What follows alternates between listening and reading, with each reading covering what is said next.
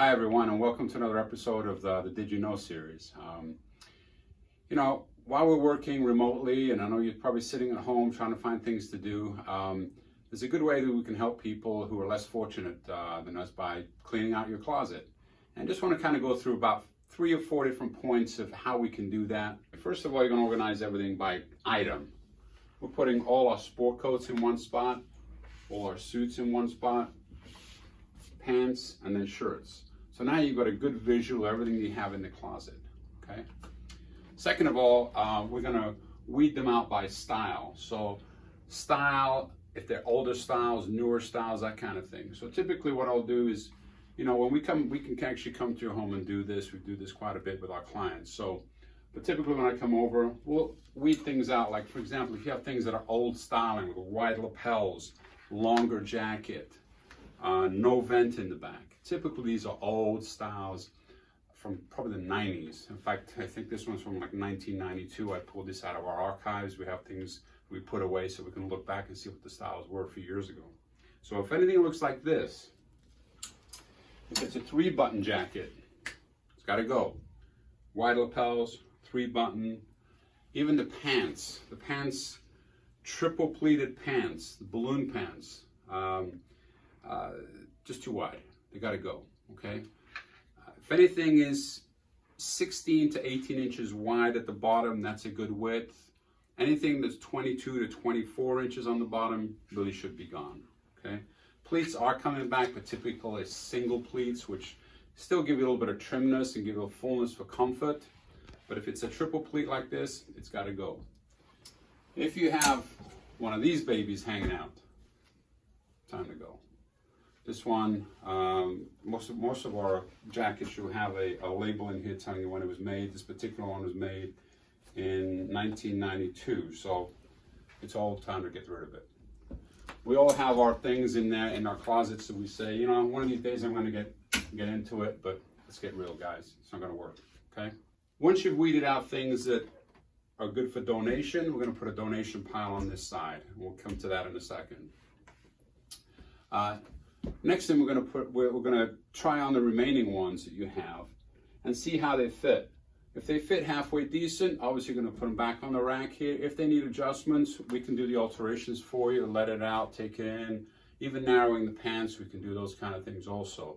So these are things to take into consideration where you can refresh the wardrobe without actually going out and buying new clothes. Obviously we'd love you to buy new things, but if they're still in good shape, we can fix them for you.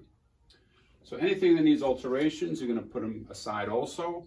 So now you have a donation pile, an alterations pile, okay? Whatever you have left, you're going to organize those by seasons. So if you have heavier fabrics, like this is a tweed, we're going to put this aside. If it's coming into the spring and summer, you're not going to wear this. So put it aside, put it in one of our zipper bags, storage it. You can put a lavender bag or a cedar bag in there. That'll keep the moths from getting to them. And it smells nice and fresh when you come to reopen it again in the fall. So you set them aside by seasons. Now you're going to put them together by colors. You have all the blues and grays together. Same thing with your pants, so that when you're trying to match your jacket with pants, you're not going crazy. Everything's right there. Shirts also, put those by color so you know exactly where everything's at.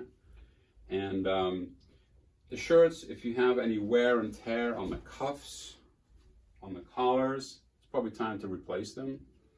There is what I call a born on date, where there's a tag on the bottom here which will tell you when the shirts were made.